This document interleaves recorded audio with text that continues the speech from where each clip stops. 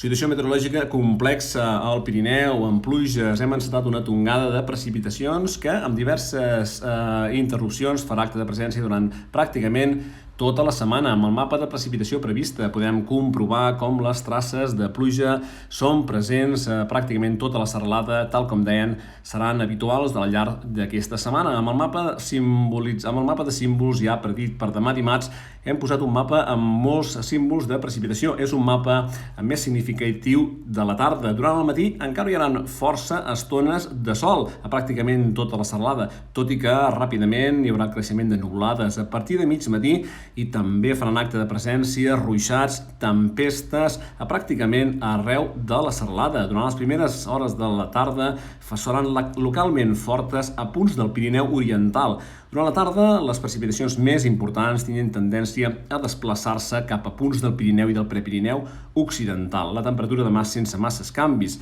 De cara a dimecres, força sol, novament fins a migdia, i a partir de llavors, novament també creixement de nuvolades amb precipitacions i tempestes a punts del Pirineu Occidental. Al Pirineu Oriental serien més testimonials. La temperatura també, la mínima, lleugerament més baixa, la màxima lleugerament més alta. I de cara a dijous, més núvols al llarg de la jornada amb precipitacions ja durant la matinada al sector occidental i més estones de sol durant el matí.